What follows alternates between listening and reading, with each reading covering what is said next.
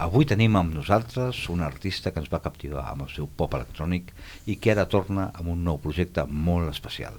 Marion Harper ha unit forces amb Joan Bisi, productor i músic amb una trajectòria també interessant. Han passat uns anys des de l'últim treball en solitari, Hydrangea, del 2017. Què t'ha portat a reprendre la música i com ha sorgit aquest nou projecte amb en Joan Bisi? Crec que el moment d'anar mica de pau mental. Crec que he arribat a un punt on he trobat com aquest espai de pau mental que necessitava com per... Almenys en això. Almenys en això. En altres coses poder dir. Exacte. Almenys en això. Mai serà absoluta.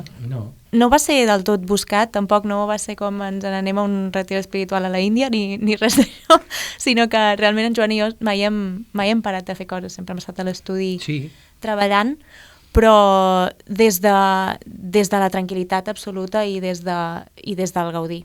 Primer, potser una mica a la força, però després ha sigut volgut i disfrutat, més que res, que potser hem començat a treballar menys de cara al públic d'una manera forçada, doncs per la pandèmia i per altres qüestions discogràfiques.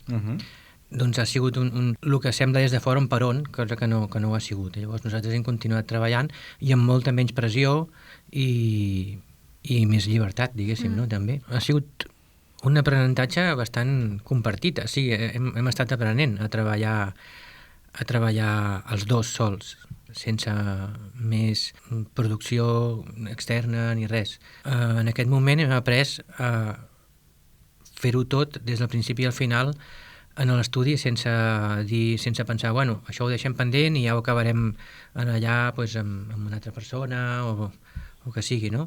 I així és que ha sigut un aprenentatge, hem après a fer-ho i estem contents perquè, bueno, el que s'ha acabat s'ha enviat a masteritzar i bueno, ens han felicitat del so aconseguit, vull dir que tenim molt per aprendre, però estem contents del que hem après. Què penseu que aporta a nivell de so aquest nou treball respecte als teus anteriors treballs?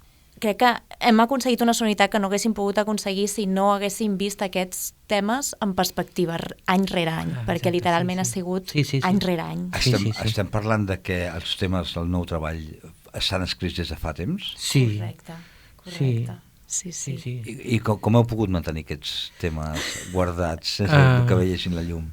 Doncs, bueno, perquè estaven en estat de demo i eren, doncs, bueno, no eren descartes tampoc, eren temes doncs que... Existien. Sí, que existien i ja està. El que passa que faltava i faltava molta feina i formaven part d'una idea que es deia Apolo, no? I que on cada tema, això ho explicarà la Marion molt bé, perquè ella és la creadora, diguéssim. Pots explicar-ho tu, explicaràs millor segur.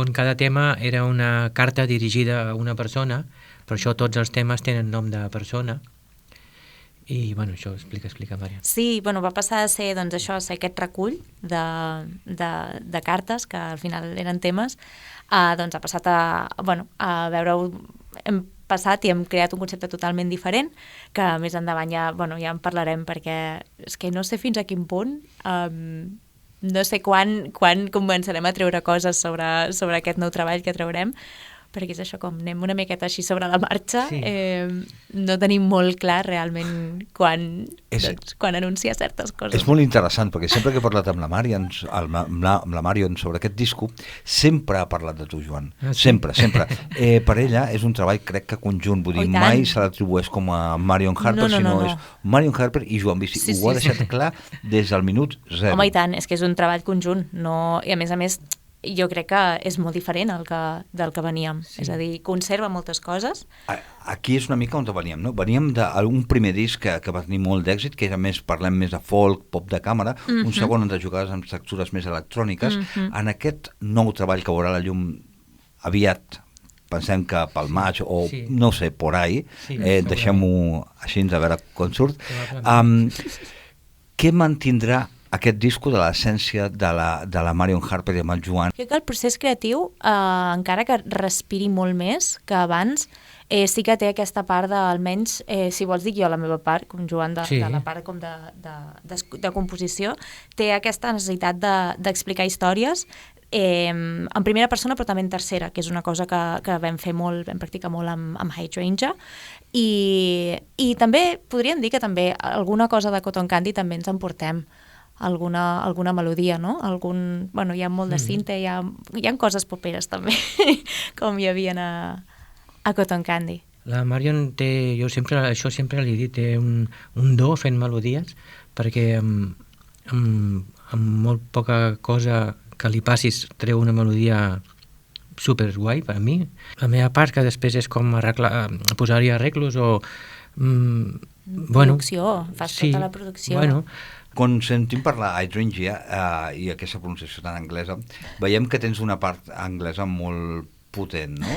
És una mica com la Núria Graham, que també és una noia de Vic amb arrels irlandeses. Tu, les seves arrels són de... És anglès, el meu pare és anglès. El teu pare és anglès. I la meva mare és uruguaia. D'Uruguaia. Sí, jo vaig néixer a Uruguai. Bueno, Sí. doncs tens una barreja interessantíssima. Sí. Això em ve a reflexionar. Com veieu la situació actual de la música feta aquí a casa i amb aquestes grans veus, aquestes grans vocalistes, com pot ser, que havíem parlat de la Núria Graham o de la Maria Arnal o tu mateixa, Lucia Salom.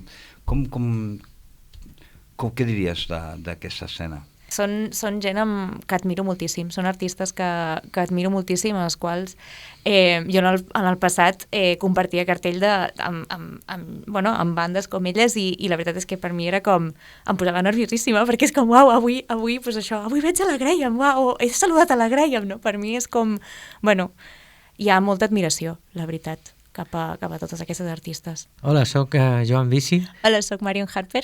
i nosaltres també som Ràdio Gràcia.